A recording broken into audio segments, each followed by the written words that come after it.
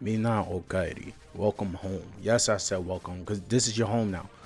Hit that subscribe button. Stop playing, bro. This is where you are now. Alright guys, welcome back to another video. Today I'm gonna chat with you about Blade Assault. I'm gonna just try to give a little review. I'm not gonna give no crazy in-depth review because this game is still in early access. I'm not gonna go crazy and be like, this game is this, that, and the third when the game's still in development. Like, that's something I don't want to do. But in spite of all that, I want to sit down and try to give you a more simplified version of a review for this game. I would say Blade Assault is a roguelike that teeters on the edge of being very similar to Dead Cells, while at the same time being its own game. Like, you know how in Dead Cells you have multiple types of weapons you could choose from? In this game, you don't initially have that many.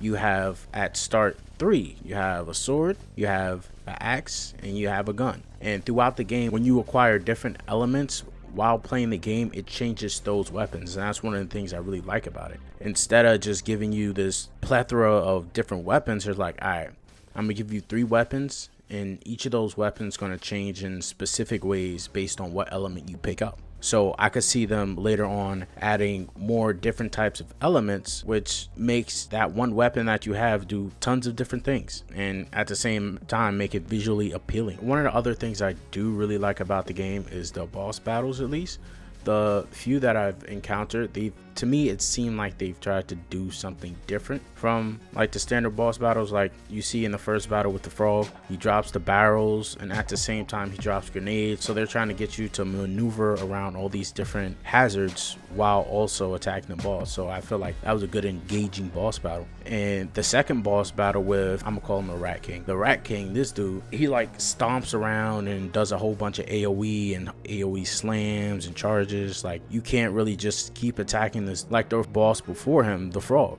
You could keep attacking the frog all you want, you just have to reposition yourself. But when you're fighting the Rat King, you have to be more precise in your timing of when you want to attack. So he charges into a wall, you want to make sure you attack then before a slam attack, or get out of the way, because a lot of his attacks have massive AoE that deal a good amount of damage, at least to me, with the build I had. And then later on down the line, in the new map, after that boss, I was able to encounter the new enemies. Those enemies, ooh, I gotta say that those enemies keep you moving. Like one of the enemies is a tentacle in the ground, and that constantly attacks you if you don't focus it.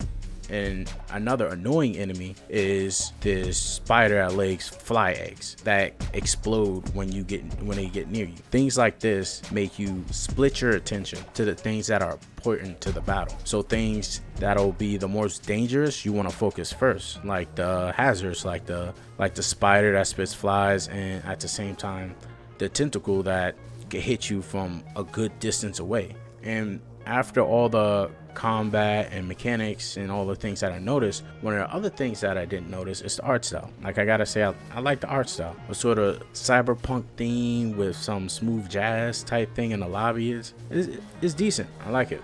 And overall, I've been having a good amount of fun with the game. When I launch the game, I do play it for a few hours. I don't sit down and just go, oh, let me go for 1 or 2 runs. No, I actually stay for like a good minute. You kind of get hooked onto it. Like as soon as you go through that run, like, dang, I could have beat that boss. I was so close.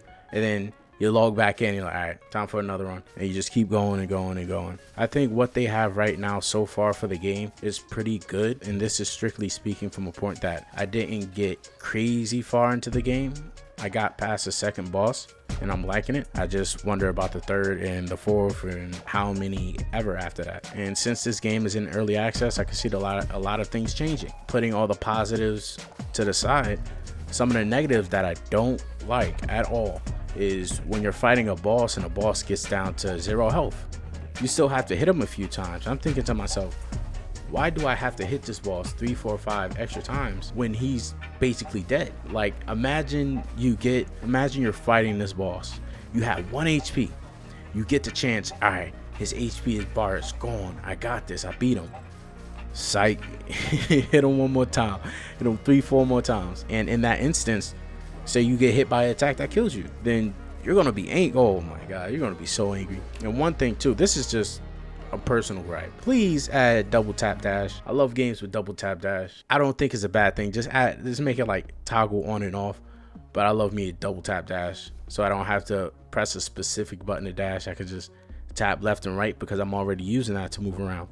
It'll make it feel a lot smoother for me, and it's just something personal that I like. And like I said, this game is in early access. I'm not going to go crazy in depth on, oh, they should do this, they should do that, because honestly, most of it may be fixed later on, and this is probably things that they're already working on. So it's a fun game. I'm enjoying it. If you have the $15 that it's on sale, try it out. Why not? All right, guys.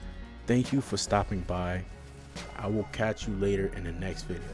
And like I always say, yo, hit that subscribe button, bro. If you like what you see, drop that sub.